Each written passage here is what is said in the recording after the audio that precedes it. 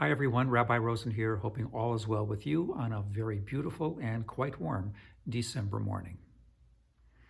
A thought for Shabbat that is occasioned by the realization that this year is coming to an end, and many of us are pondering what a year ahead, another year of COVID, will look like and feel like for us all. So much attention has been given to the toll that COVID has taken on so many lives, physically, of course, but also psychologically. The loneliness, the sadness, the anxiety. But it begs the question, what can we do in order to give us greater strength, more resilience? And I think we have a starting point. It comes from Jewish tradition, and it's an unusual analogy because it's an economic one. Joseph, that remarkable figure who occupies so much of the last portion of the book of Genesis, does leave the scene in this week's portion, but he leaves a legacy. And perhaps his most formidable contribution to the well-being of Egypt and the entire area is an economic one. Save the grain during years of plenty so that it might be there when famine strikes. That's exactly what happens. The Egyptians do save that grain, and not only is Egypt capable of being fed for the most part, but others come from round about in order to buy grain themselves. It's not only in that regard that we find that analogy to be useful.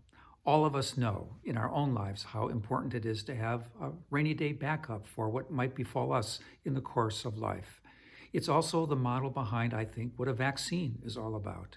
We take it in a time of plenty, which is to say when we're feeling okay, so that it can stave off an illness, a dreaded illness, when times are not okay and should we be threatened by, God forbid, the virus. I believe we are strengthened, though, when we apply the same kind of model to our lives spiritually, having a spiritual bank account. Any life will have its share of years of feast and famine, but by having a spiritual bank account into which we make regular deposits, we come up with a reserve, a ready reserve to help us cope with those times. How do we fill those coffers?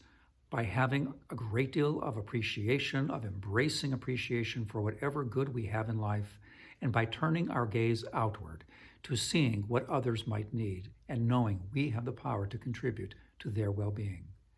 The Talmud goes on to provide us with an even richer expression of this. There's the statement that begins with the phrase, "These are the things that allow us to use the interest right here and now, and the principle remains for all time, including the world to come." What are those things? They include honoring parents, attending the house of study day and night, visiting the sick, helping the needy bride, helping those who are coping with death and mourning, and above all, the study of Torah, always replenishing our wisdom as we go forward in life. In short, by living a life that is filled with ethical expression, with spiritual sensitivity, we fill up our bank accounts for the times in which we will need them the most, when we will need those resources at hand when life strikes us with sadness and challenge. So where life is good, we save, and we find ourselves hopefully capable of not only nurturing that appreciation, but also finding ourselves willing and capable partners in helping others. That is not only something that will help others, but will help us as well to realize just how much power we have at our disposal to be active actors in this world. So, when we look at our wallets, we look at our bank accounts. Let's hope that the spiritual ones will be as full as possible and resolve to make them even fuller. Be well, everybody, and Shabbat Shalom.